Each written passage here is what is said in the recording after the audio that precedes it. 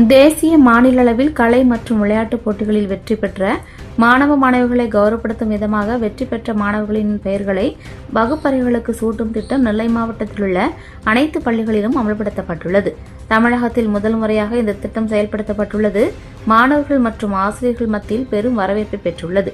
தேசிய மற்றும் மாநில அளவிலான விளையாட்டுப் போட்டிகள், கலை திருவிழாக்கள் உள்ளிட்ட பல்வேறு போட்டிகளில் மாணவர்கள் அதிக அளவு ஈடுபடுவதற்கு உத்வேகம் அளிக்கும் வகையில் நெல்லை மாவட்ட முதன்மை கல்வி அலுவலர் உத்தரவின் பேரில் புதிய திட்டம் தமிழகத்தின் முதன்முறையாக நெல்லை மாவட்டத்தில் செயல்படுத்தப்பட்டுள்ளது.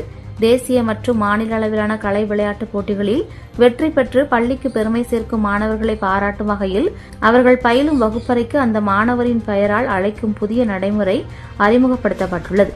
இந்த முயற்சியின் மூலம் வெற்றி பெற்ற மாணவர்களை பெருமைப்படுத்துவதோடு பிற மாணவர்களையும் ஊக்குவிக்க வேண்டும் என்பதன் நோக்கமாக இந்த திட்டம் செயல்படுத்தப்பட்டுள்ளது.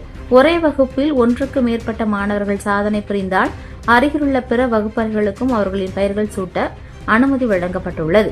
அதன் அடிப்படையில் பாளையங்கோட்டை பகுதியில் உள்ள பிரபல அரசு உதவி பெறும் பள்ளியில் பயிலும் முத்துச்செல்வி என்ற மாணவி மாநில அளவில் குத்துச்சண்டையில் தங்கம் வென்றுள்ளார். அந்த மாணவியை கௌரவிக்கும் வகையில் மாணவிக்கு பாராட்டு தெரிவித்து மாணவியின் பெயர் பலகை அடங்கிய பதாகை வகுப்பறைக்கு முன் வைக்கப்பட்டு வகுப்பறைக்கு பெயர் சூட்டப்பட்டுள்ளது.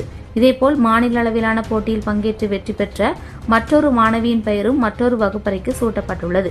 இந்த திட்டம் அனைத்து பள்ளிகளிலும் செயல்பாட்டுக்கு வந்துள்ளது.